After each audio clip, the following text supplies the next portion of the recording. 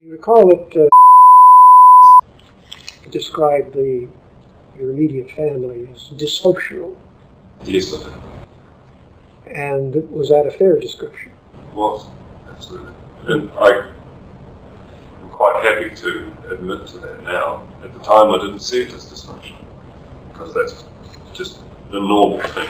I lived in that household. We were very tight group, and I just considered it to be how life was led, or how we lived life. I didn't see it any other as being out of the You ordinary. had nothing to compare it with. Exactly.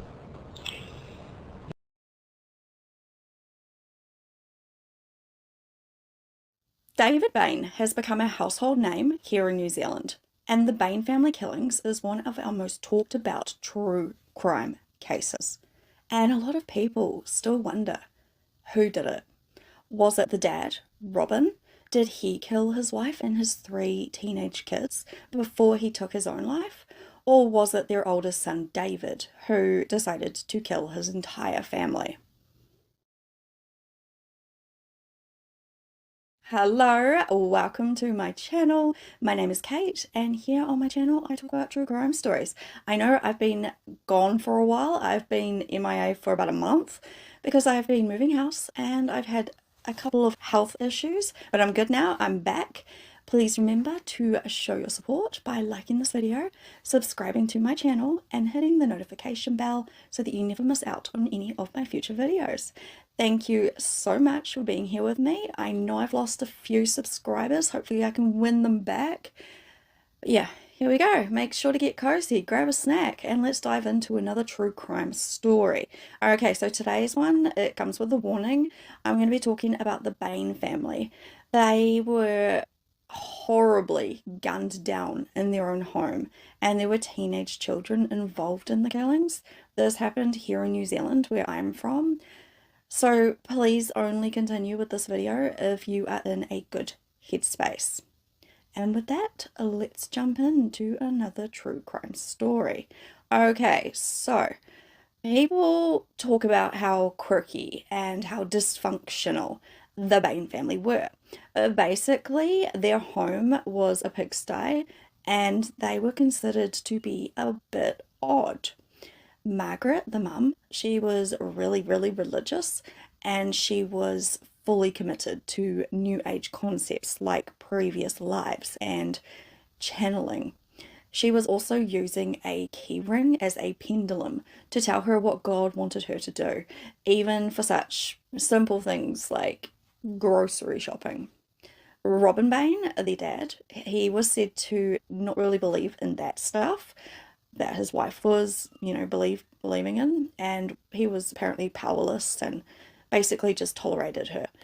Apparently, Robin told a friend about the filthy state of his home and that Margaret was away with the fairies. So he thought she was kind of losing her mind. Some people also point out how strange their oldest son was. This is David. David being the sole survivor of the massacre. Apparently, he was weirdly jealous of his sister Laniet's relationships. There has been some talk about incest within the Bain family, but I don't know if it's actually true. So yeah, we'll talk about more of that later. All I know is that David Bain was a bit strange. But does that make him a killer? I don't know. Also, people forget that 3 innocent teenage children were killed in their own home while they lay asleep in their beds. They should have been safe in their own home.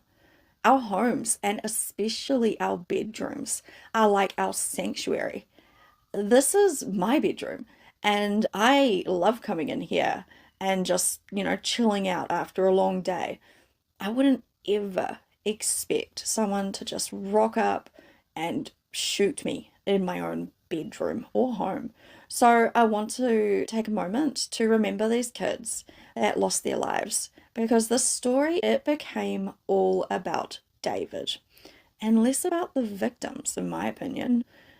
They were shot at point blank range by somebody that they most likely knew and trusted.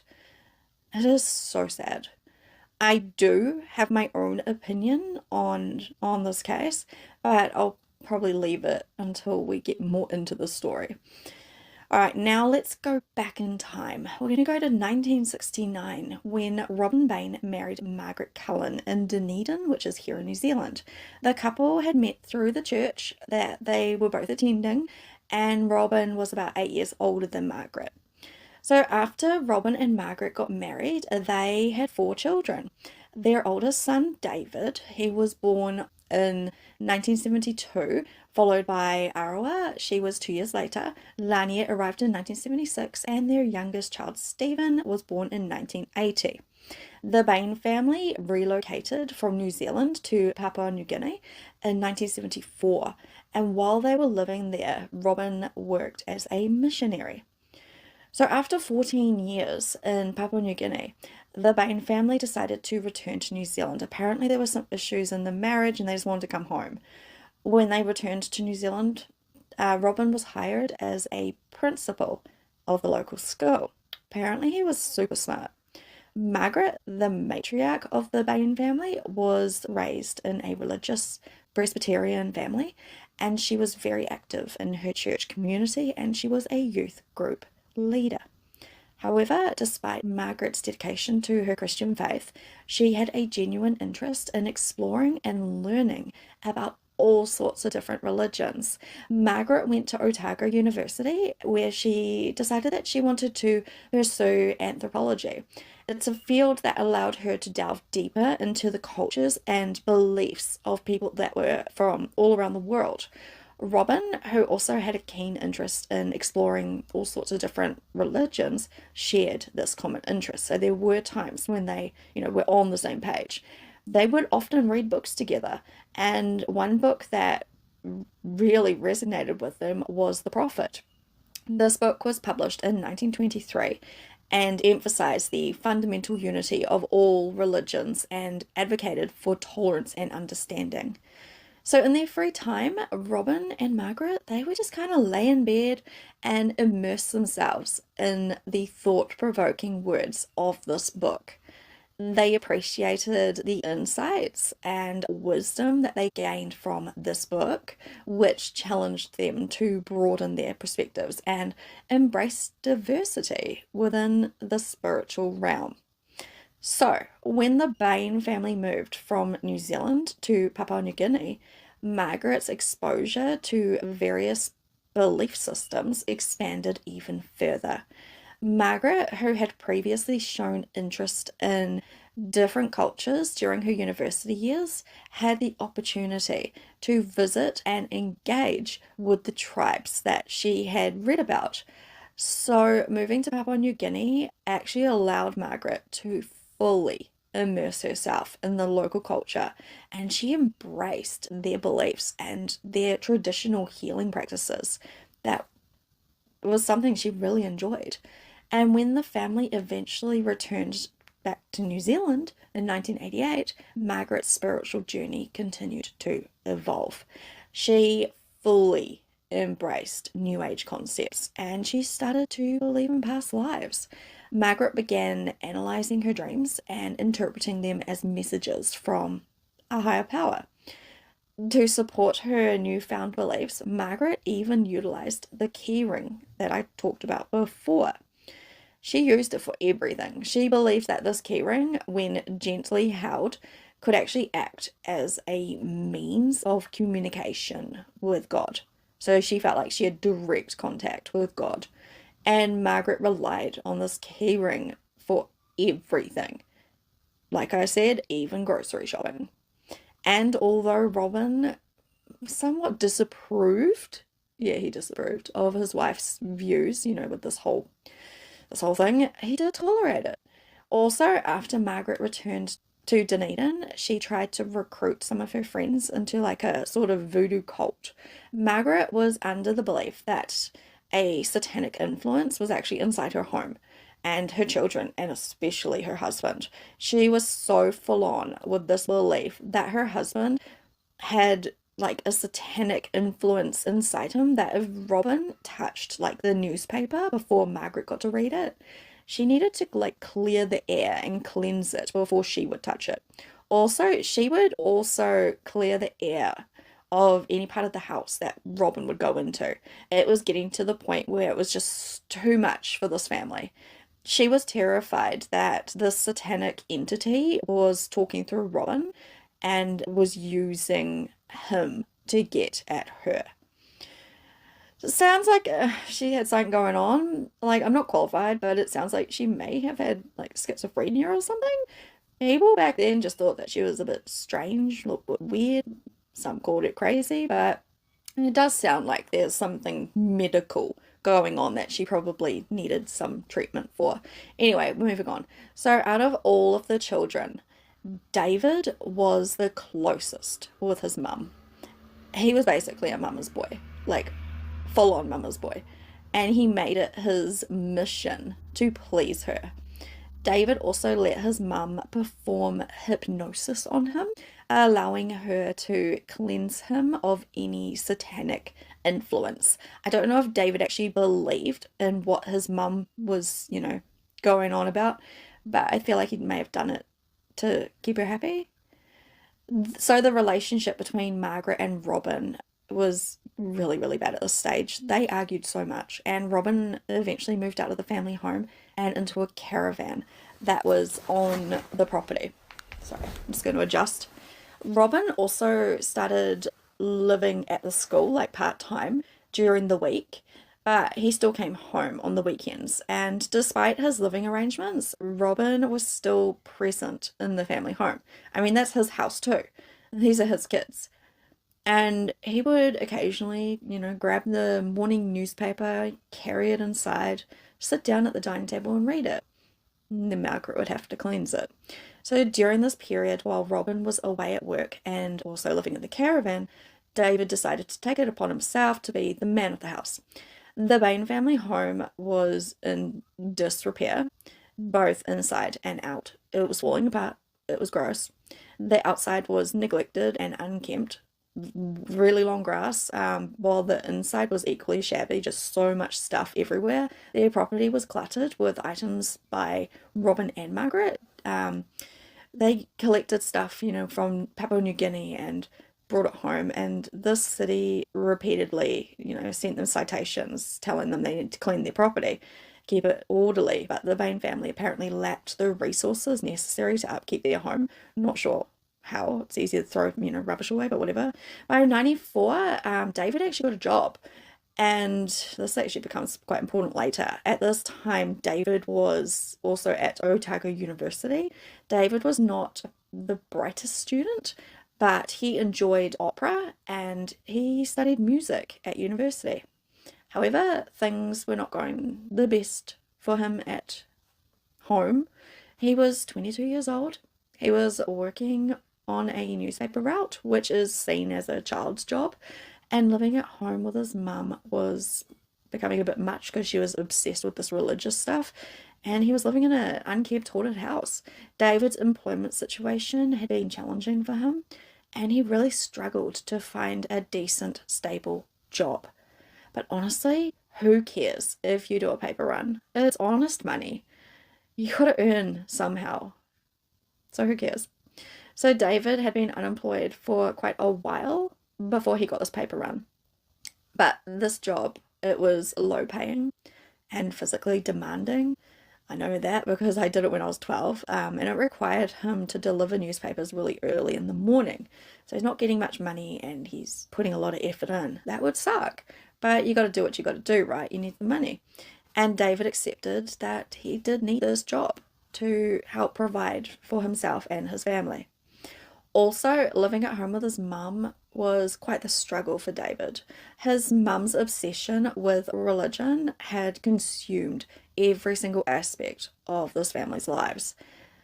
The house was cluttered with religious paraphernalia, and conversations were often centered around religious topics. So at 22 years old, David was feeling trapped and unfulfilled. Working on a newspaper route that did not pay much and living in an unkempt house with his mum was not the life that he envisioned for himself. He longed for stability and he wanted independence. Then, on June the 20th, 1994, David Bain woke up and he started his day, as usual. He prepared for his newspaper run, and at around 6:45, a neighbour claimed that they saw David outside his home, walking towards the front door. Not the neighbour's home, David's own home.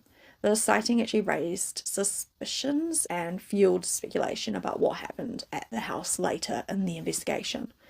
So about 23 minutes after David got home, he rings 111. This is our version of 911. That was at 7:09 a.m.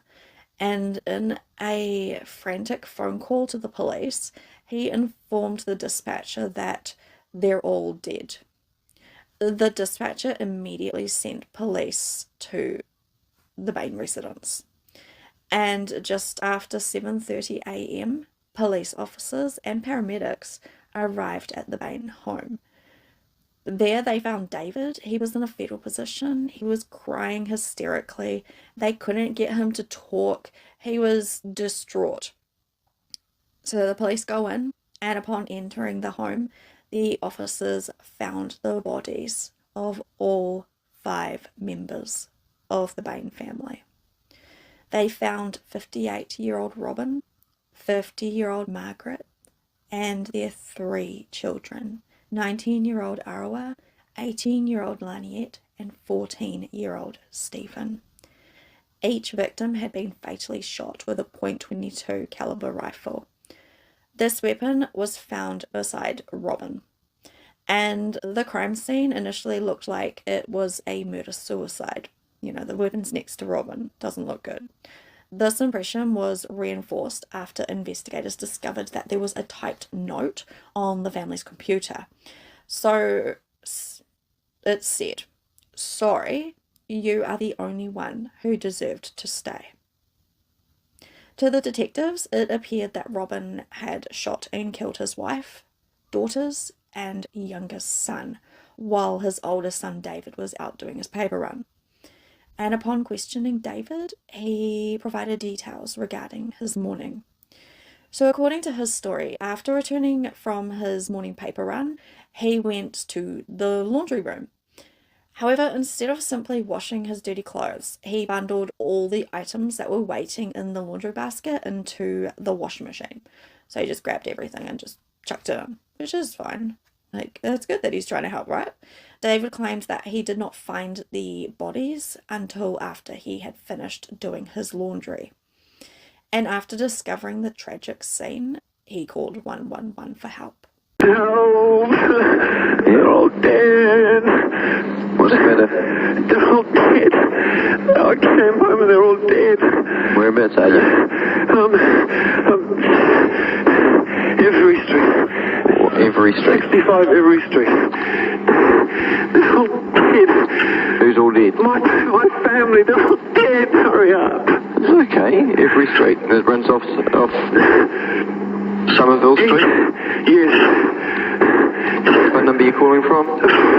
454. 454 2527. 2527. And your last name? Bain. Bain. Okay. We're on our way. Okay, Mr. Bain? Yeah, we'll be there very shortly. Now I'm going to play a piece of audio that was edited out of the original 111 call. It sounds like he's saying something, but is he? Really listen.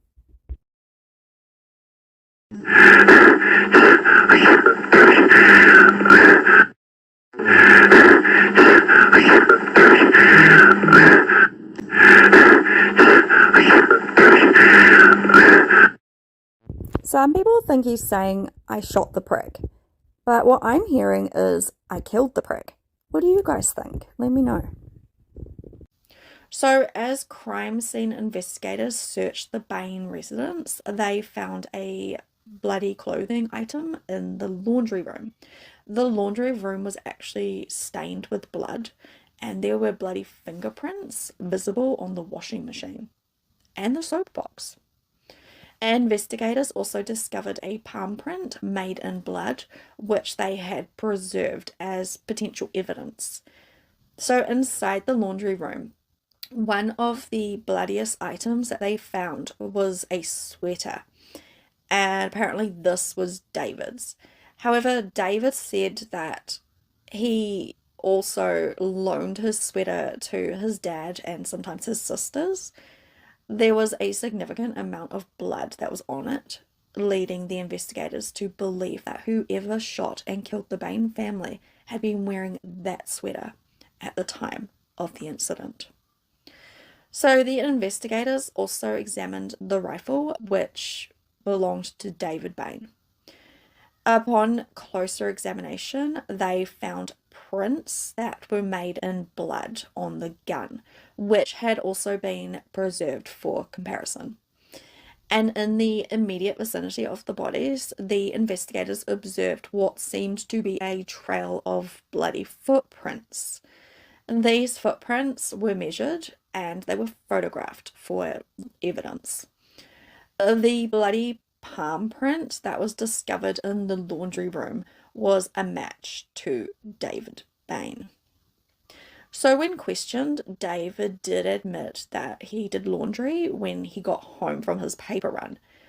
And to the detectives, it was plausible that David could have, just picked up the bloody clothing without noticing and then chucked them in the wash. I don't know. It's plausible, but is it what happened? There were also specks of blood found on Robin's hands. Tiny. I'll put a picture up. However, the amount that was found was it's not enough to... It's tiny. You'd think that person who shot everyone would be covered in blood. From what I've read, Robin and David, they didn't have a really good relationship. And Robin actually favoured his daughter, Laniet. So why would Robin type up a note saying that David was basically the only one who deserved to live? Also, I read that Robin wasn't the best with technology, so why would he choose to type a note? Wouldn't an old school fellow like Robin write the note? This is the 90s. Unless, of course, it wasn't Robin who did this, and instead it was David, and he was trying to frame his dad. David hasn't spoken very nicely about his father after all this or before, so I can see it being possible that David killed his family and framed his dad. Additionally, the bloody fingerprints on the rifle were found to be a match for David. So as the investigators continued their search in the Bain family home, they focused their attention on the bedroom of 14-year-old Stephen, where he was killed. There were signs of a struggle, and Stephen's room was super messy, as well as the whole house. And Stephen, he had fought for his life. But doesn't this seem a bit off to you? Really think on it. Considering his dad, Robin, was an older man, he was small, he was frail. If Robin had been the shooter, one would expect that Stephen, being so young, would overpower him. Stephen had been strangled with, it was either a pillowcase or a t-shirt, I'm not sure. And he was almost scalped before he was shot. Also, inside Stephen's bedroom, investigators found a lens from a pair of glasses, and the glasses were found in David's bedroom on a chair, which raised suspicions. Looks like David may have been the attacker, right? And the glasses broke in the scuffle. And this is when detectives began to question whether David was actually the person who killed his family. Also, inside Stephen's bedroom, investigators discovered a pair of white gloves. Now, these gloves were soaked with blood, and they were underneath his bed. I'll put a picture up. The investigators believed that the gloves were worn by the killer. They believe that the shooter removed the gloves in order to fix the jammed rifle. Apparently this rifle jammed quite often, and then the gloves basically got lost underneath the bed during the scuffle. These gloves were reportedly taken from a drawer that was in David's bedroom. This discovery raised several questions among the investigators. They wondered why Robin would have decided to use David's gloves instead of his own. during the shooting, if indeed Robin was the shooter. Additionally, if Robin had planned to take his own life after committing the killings, why were gloves needed at all? There would have been no reason for him to cover up his fingerprints, right? Why would he try and hide it? So, during the autopsies, the medical examiner determined that Robin had a full bladder. Really think on this, guys. This discovery confused the detectives because it seemed to contradict their understanding of the events surrounding the case. Why would Robin wake up, ignore the urge to pee, and then go on a shooting spree, killing members of his family before taking his own life? Because when you wake up, you go pee, and then you go do your day. Detectives believed that it would have been impossible for Robin to resist the urge to wee as he woke up. The human body has a built-in mechanism that signals the need to relieve itself upon waking. Therefore, they found it really difficult to comprehend how Robin could carry out such a violent act with a full bladder. Now, think how you feel when you've got a full bladder. Furthermore, the detectives wondered how Robin could engage in a struggle with his youngest son, write a goodbye note on the computer, and finally shoot himself, all while carrying a full bladder. It seems like an improbable scenario, raising questions about what happened during the tragic events. So the detectives believed that Robin woke up in his caravan, and from there he went into the house and went to the lounge room where he frequently prayed. It was in this room where they say Robin encountered the killer and he was shot and killed. When the detectives questioned David, he claimed that when he went into Laniet's room after he got back from his paper run and did his laundry and whatnot, he found her and that he heard gurgling noises coming from her. Now that... However, the medical examiner determined that Laniet would have died instantly after the second or third shot to her head, which means in order for David Bain to have heard his sister gurgling, he would have had to have been present when she took her final breaths, meaning that he was likely to be the killer or be with the killer. Think on it. After the discovery of his family's dead bodies, David called 111. So 4 days later, he was charged with 5 counts of murder. 2 weeks after the murders, the Bain family home was actually burned down at the request of relatives. Then, in May of 1995, David Bain went on trial at the Dunedin High Court.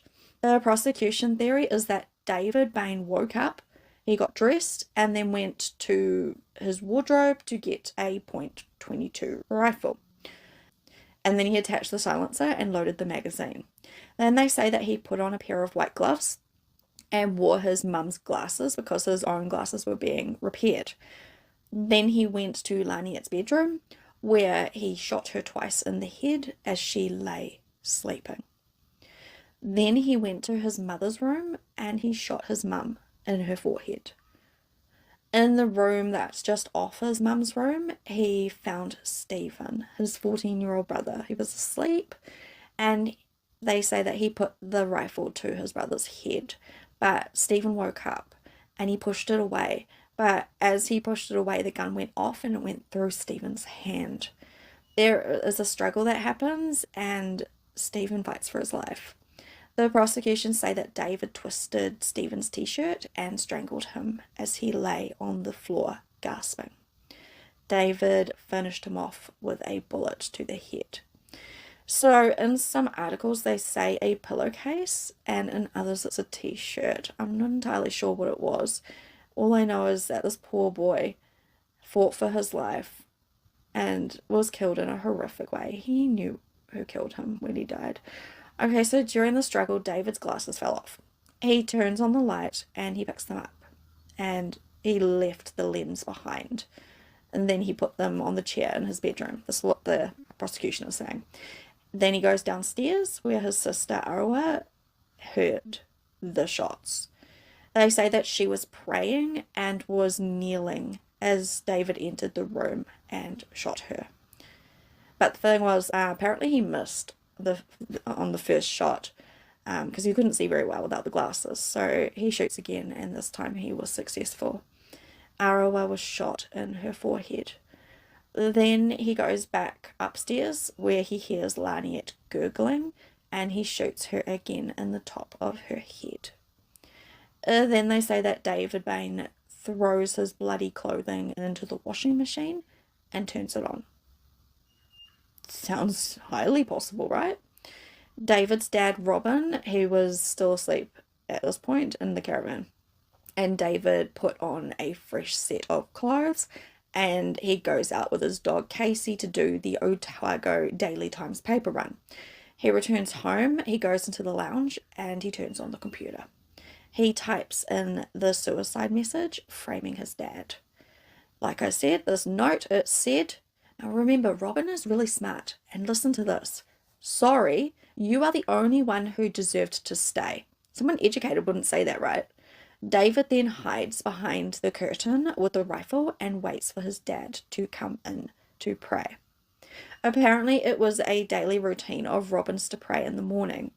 Robin enters the room and kneels on the other side of the curtain. This is when the prosecution say that David shot his dad in the head and then left the rifle beside his dad's body. Then he calls 111. Okay, so now I'm going to talk about the defense's theory. So if David is not responsible, then there seems to be only one other possibility. And during the early stages of the investigation, it was believed that Robin Bain may have killed his family before he took his own life. So some people argue that there is strong evidence to support this theory. I don't see it, and I've looked at all the evidence that's available. It said that Laniet had returned home that weekend. She was going to confront her parents about her dad apparently essaying her. Robin could have faced serious criminal charges if it turned out that he had been essaying his daughter, and some people think that maybe Robin thought that Laniet was going to report him to the police and that this was enough motive to kill his entire family. It was also known that Robin's marriage to Margaret was pretty much over. He spent the week living at the school and the weekends in his rundown trailer in the backyard of the family home. Additionally, the test to check for gunpowder residue, which could show if someone had recently fired a gun, wasn't performed on Robin until 5 hours after the police arrived. This delay may have been the reason that it was inconclusive, because the residue can actually disappear within a few hours after a shooting. Also, the tests were carried out at the morgue after the body had been moved without protecting his hands, instead of being done at the scene. They kind of dropped the ball on that one. So both the prosecution and defense refrained from presenting a motive during the trial. Also, there was a guy called Dean Cottle. He was a witness for the defense. He was expected to testify that David's sister Laniet was going to expose her dad about this essay. However, Dean Cottle actually failed to show up during the trial, which left the defense without the necessary evidence to support this claim.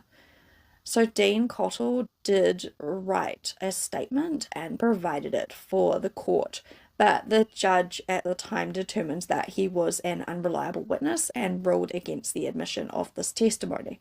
So this decision had a significant impact on the outcome of the trial because it prevented the jurors from considering this possible motive as to why Robin may have wanted to kill his family and himself. So during the trial, the Crown alleged that David had marks on his face that looks like he could have got them during a scuffle with his brother. When questioned by the detectives, David failed to explain these injuries. Additionally, when the detectives asked David to change out of his clothing after his arrest at the police station and put on prison-issued attire, they discovered that he had scratches on his chest. The Crown informed the jury that Robin, who the defense claimed shot and killed his his family, had no injuries on his body except for a gunshot wound to his head. And because Stephen fought back so fiercely, the Crown said that they would expect Robin, if he was the killer, to be covered in wounds because he's also old and frail. Also at the crime scene, there were bloody footprints that appeared to be made by someone who was wearing socks. Thing was, Robin was wearing shoes. He wasn't in socks when he was found. The defense claimed that Robin was walking through the house with blood-soaked socks, but they say that he later changed his footwear before taking his own life. All while still needing to pee, remember? Yeah, whatever. These bloody prints were measured and they were found to be between 280 and 290 millimeters long.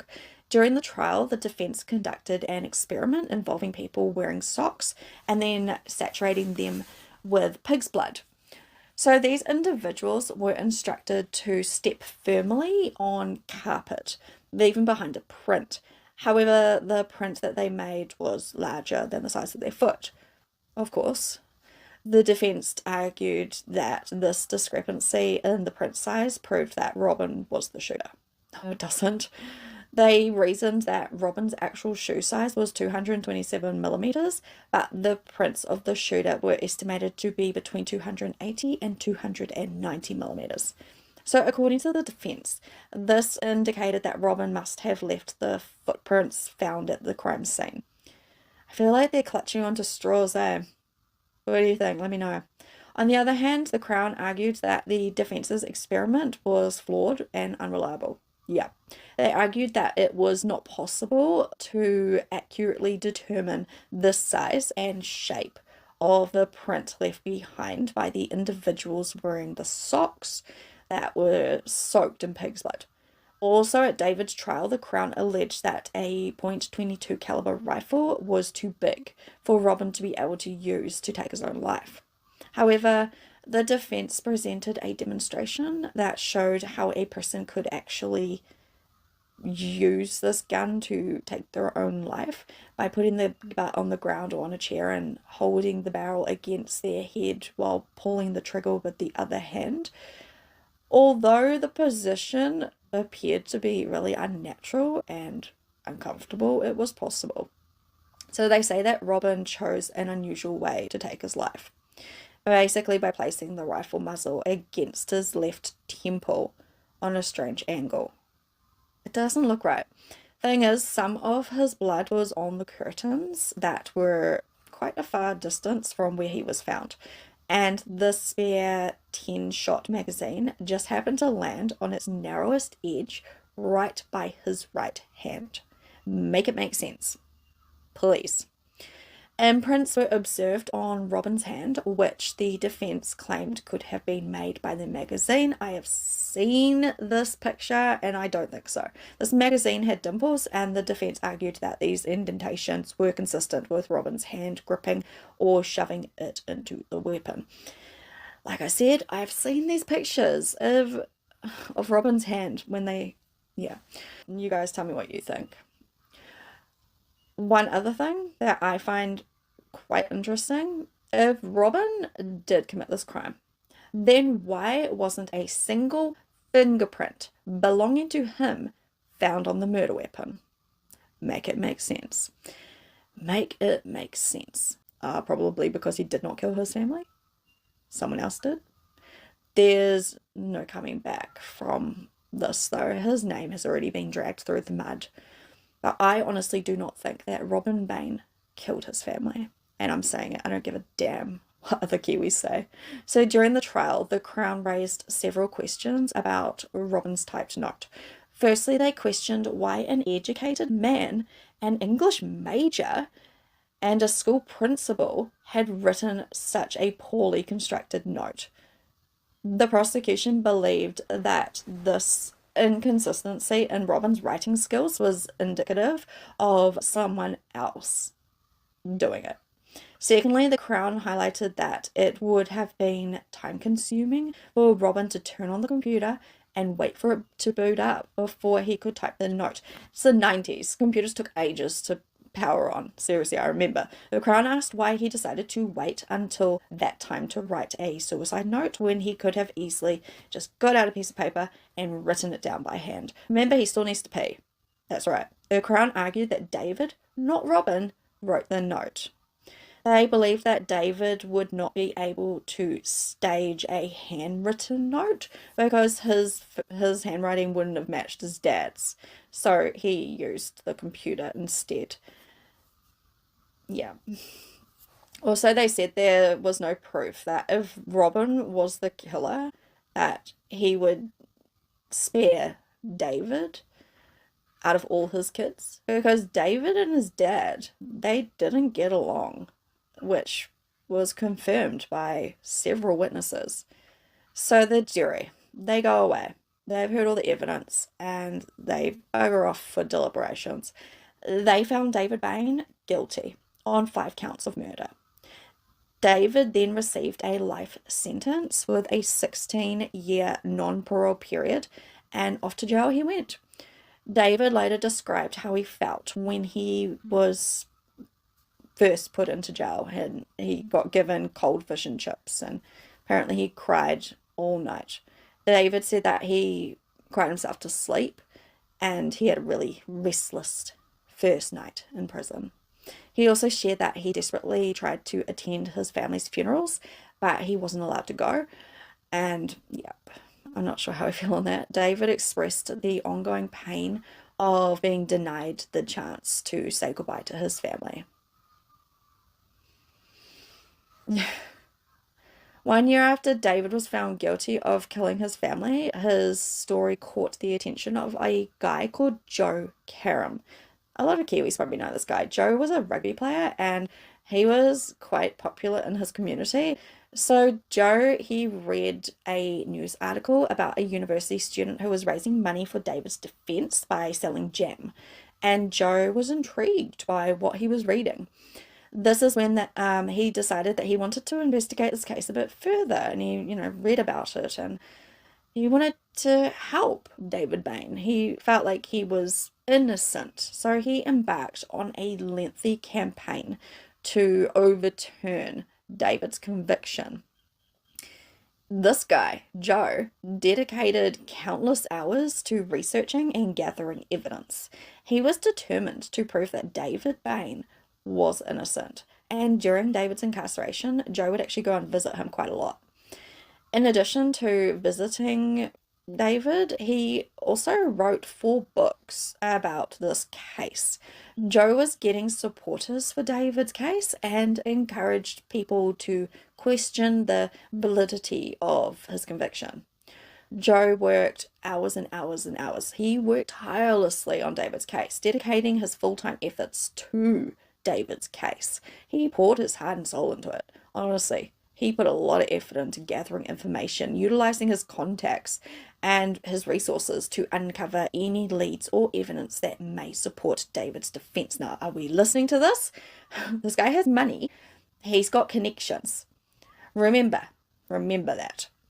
Joe was super wealthy and pretty much a celebrity here in New Zealand. He owned over 20 investment properties, but he decided that he was going to sacrifice his financial stability to fund David's legal defense. Yeah. He invested a significant amount of his own money in hiring the best legal team to work on David's case. So throughout his involvement in David's case, Joe, he spent a whopping $4 million. I know. That's an insane amount of money to spend on someone that you barely know, right? But Joe, he believed that David was innocent. He had the money, so he wanted to help. Then, after David's trial concluded in 1995, the first appeal application was submitted to the New Zealand Court of Appeal. This appeal focused on a key aspect that Joe believed had been overlooked by the judge during the original trial. So the appeal sought to highlight the decision made by the judge to refuse to admit the testimony of Dean Cottle way back then. And they feel like he should have been able to, use his statement in court. However, the Court of Appeals, they declined to hear the appeal because the Crown's case appeared very strong and the defence theory was not apparently possible at the time. Then, 3 years after David was convicted for the killings in 2000, he filed a petition with the Governor-General of New Zealand seeking a pardon. This request was subsequently forwarded to the Minister of Justice for review. However, David did not receive a pardon. But despite being rejected, the Judge Minister determined that there were significant errors that were made in the investigation, and these errors could have led to mistakes in the Crown's case against David Bain. The police did drop the ball a couple of times. So 6 years later, the Privy Council heard David's appeal against the Court of Appeal's verdict, and the hearing happened a year later, in May of 2007, when the Privy Council quashed David's conviction for the 5 killings of his family members and recommended a retrial. The Privy Council suppressed David's conviction, and they were fully for a retrial based on the evidence presented, and following the decision by the Privy Council, the Solicitor General of New Zealand confirmed that yes, there would be a retrial. So according to the Privy Council, certain aspects of David Bain's trial actually troubled them. One of the issues that they had was that the jury was not made aware that Robin was apparently, as they put it, seriously disturbed. And apparently he had hit a student at school when he was the principal. I'm not sure if this is true or not. Additionally, it was revealed that Robin had previously published sadistic stories in the school's newspaper. It apparently included a story that involved killing an entire family. I don't know if that's true either.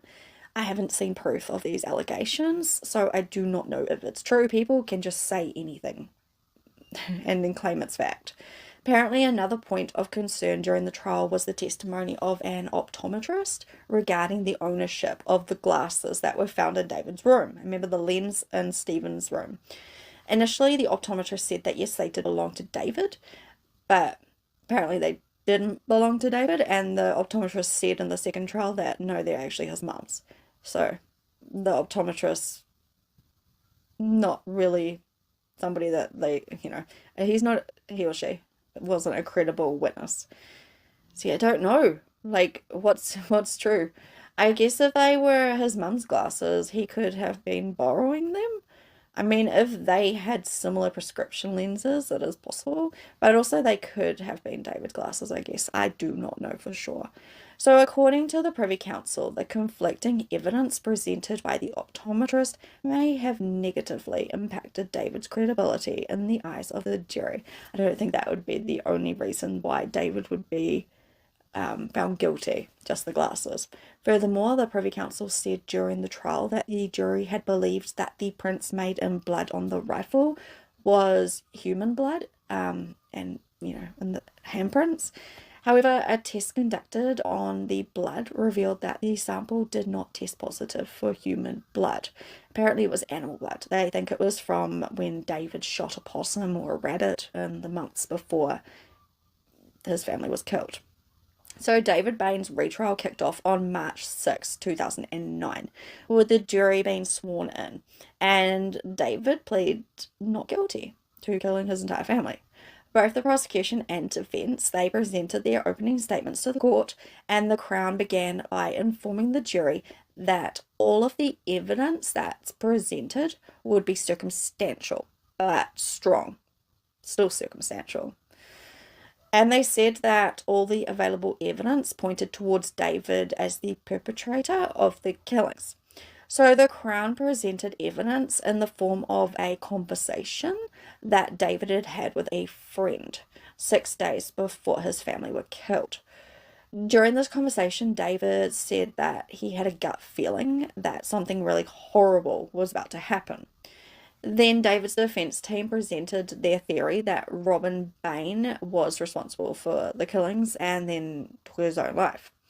The reason behind his actions was said to be the impending revelation of his essay towards his daughter, Laniet. So according to the defense, Robin was deeply depressed and knew that his life would be ruined if the truth about their relationship had come out. I don't know if it's a relationship. Some people say it was incest. Some people say it was SA. I don't know.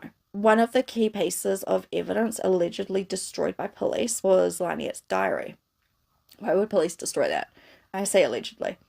The diary was believed to have contained entries that shed light on the essay that had taken place between her and her dad.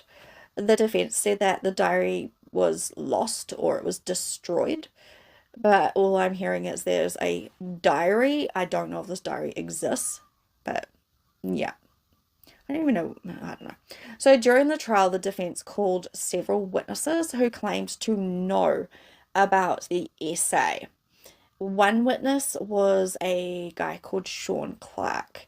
He was a student at Otago University, and I don't know if he was a friend, but he knew David and Laniet, so he knew both of them. Remember, he is acquainted with both Laniet and David. He testified that 1 month before the killings, Laniet was quite upset, and she told him that she could no longer tolerate what her dad was doing to her. According to Sean, Laniet was living in her dad's caravan and expressed a desire to move back into the family home, away from her dad. Not sure if she would want to move back into the family home or would want to go live somewhere else, maybe go flatting, but I don't know. Another witness for the defense, Linda Miller, told the court in 1993 and in 1994 that she was working at a Dunedin massage parlor and became acquainted with Laniet. I heard that she was kind of a call girl or something like that. I'm pretty sure that I read that she was a sex worker. Anyway, Linda said that Laniet confided in her and told her that her dad was essaying her. Furthermore, another witness, a Dunedin shop owner, testified that in early 1994, Laniet came into his shop and she was visibly upset. And he asked her, "Are you okay?" And Laniet told him, like, "No, I'm not okay. I'm having trouble at home." And she said that she was doing drugs to, ease the pain. And during the conversation, she said that her dad was essaying her. See, I don't know if that's true because you don't just tell shop owners random shit, right? Like that. Do you guys think that the stuff's made up? I mean, like Joe Karam had a lot of money. He could have paid people to provide false statements. Just a theory of mine. Don't come for me. It's just a theory. I'm allowed to have my opinion. Also, Stephen Cousins, Laniet's former employer, said Laniet told him about the essay, and he told the court he tried to get Laniet to go to the police. I guess some of these statements could be true. I don't know. What do you guys think? Do you think Robin Bain essayed his daughter? I don't know. My gut feeling is that maybe these statements are made up. Maybe Joe may have, used some of his money to, because he was pretty determined to get David Bain out of jail. Anyway, if Robin was doing these horrible things to Laniet, just saying, if he was, then that is freaking disgusting. And I feel so sad for her, and I really hope he wasn't. But why didn't they come forward back in the first trial? Why is it only coming up now? Were they coerced? Maybe. Like I said, Joe Karam, he had a lot of money. He may have paid people. He paid a lot of money for his legal team. Who's to say he didn't pay some people to make some false statements? It's just a theory. I'm going to leave it there. I'm not saying that he paid people, though. I'm saying that he may have. Okay. So David Bain's retrial lasted approximately 3 months, and it was a media circus. During this time, the Crown presented over 130 witnesses, while the defense called 54 witnesses. Then the trial wrapped up on May the 27th, 2009, and the jury went away to deliberate for several hours. So, my opinion. I'm full of opinions. Humans aren't really great at figuring out reasonable doubt when there are a bunch of factors involved. This jury had a lot of circumstantial evidence that was thrown at them, and the chances of the jury going away and coming back with a definite guilty or not guilty verdict gets way more unlikely with each piece of information, circumstantial evidence, or witness statements that they hear. So it doesn't really matter if it's technically possible for those things to happen. What really matters is the odds of each thing happening together. You following me? And sometimes jurors can kind of miss the importance of things like David having injuries on his body that he could not explain, or losing a glasses lens in his brother's bedroom, if in fact they were his glasses, which I think they were, but I don't know. I'm still trying to figure out the optometrist. And also, why would the lens be in Stephen's room and the rest of the glasses be in David's room? It just does not make sense. There is also the fact that Robin didn't have injuries on his body, apart from the gunshot wound to his head and that tiny indentation that was on his finger. Could look like a paper cut. I'll put it up again. Plus, from looking at the crime scene, Robin was clean.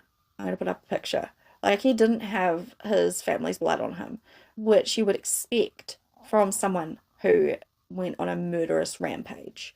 You would, right? I mean, there was blood all over the gloves and the sweater that was found. So why wasn't Robin covered in blood?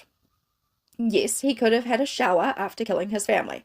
Listen to this, guys. But my argument there is this guy, he had a full bladder, remember? I know I keep going on about it. If he had a shower, you would expect him to go pee in the shower, right? Yeah? Hearing water run makes me want to pee if I'm busting already. So, he could have been in the shower. If you have a full bladder when you wake up, which a lot of us do, one of the first things we do is go to the toilet.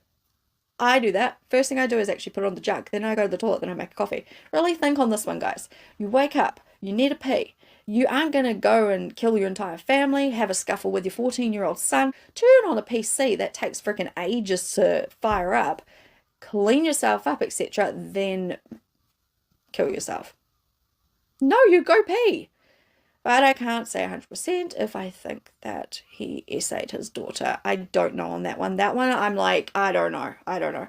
From the argument I just gave, if I was on this case, I probably wouldn't be accusing him of the killings. It just doesn't add up, right? What does add up is there is quite a bit of evidence pointing at David.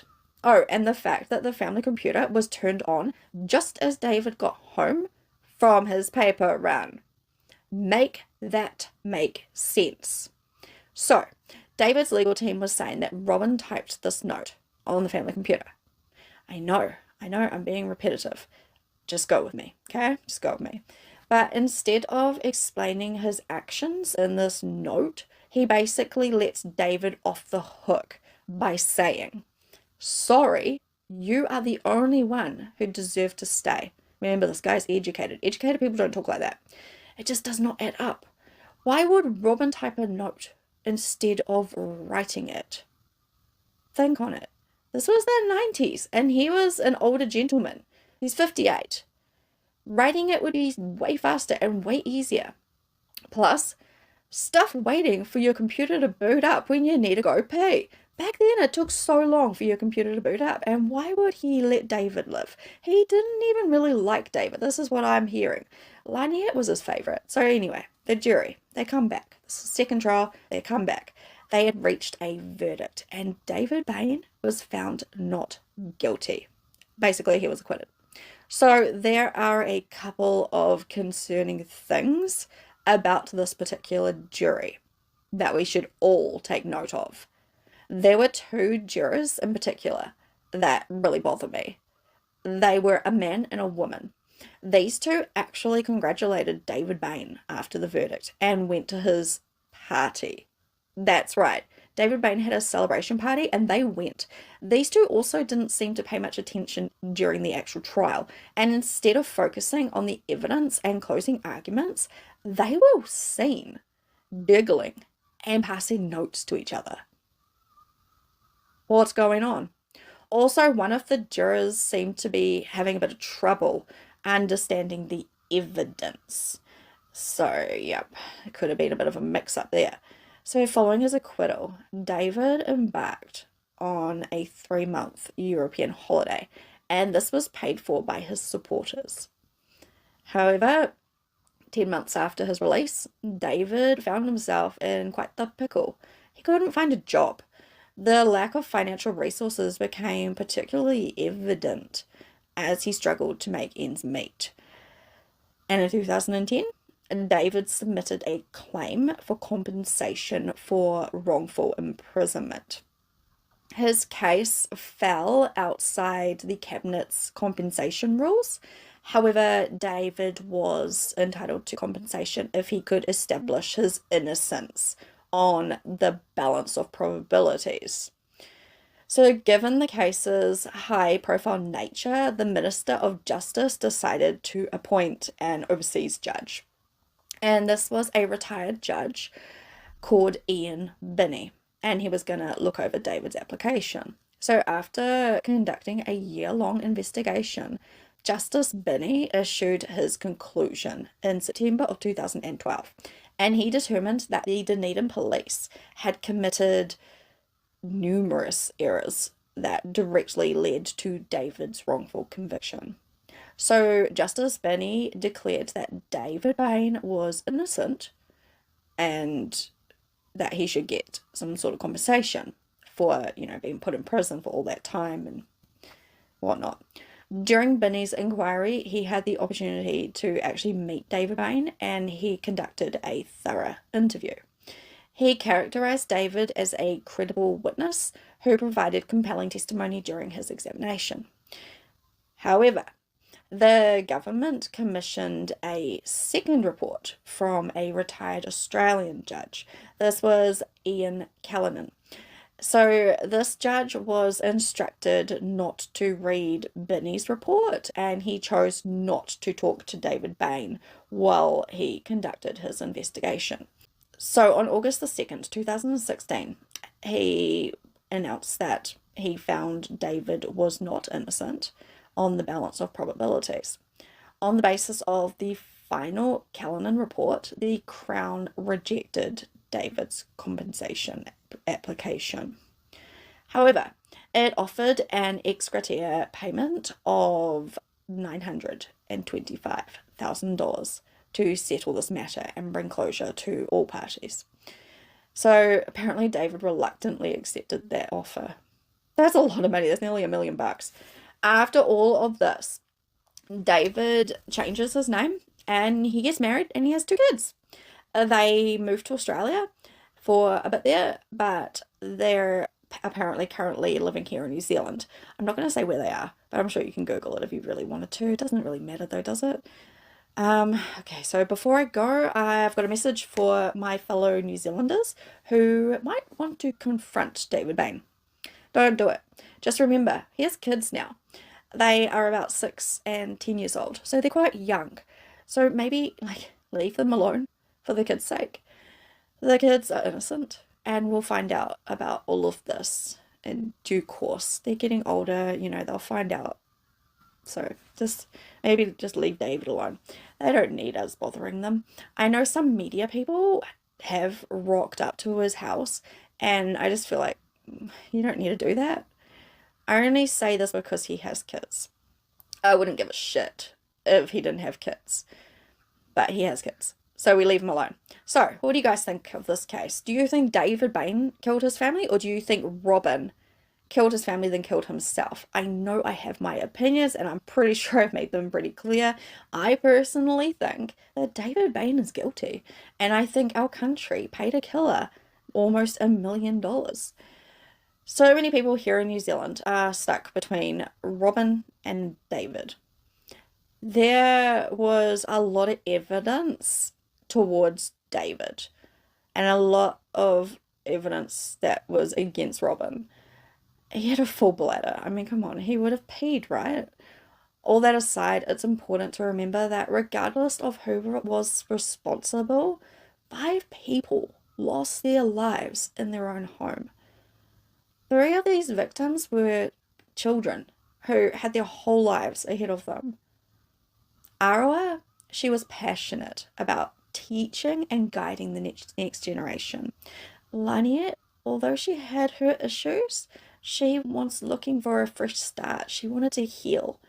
Stephen, just old enough to be home alone, tragically encountered a trusted adult wielding a gun instead of waking up and going to school.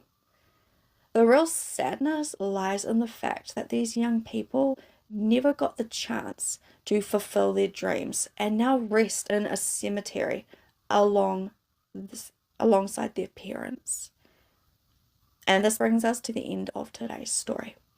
Please feel free to share your thoughts in the comment section below, and please don't forget to hit the like button, turn on the notification button, and subscribe to my channel for more of my videos.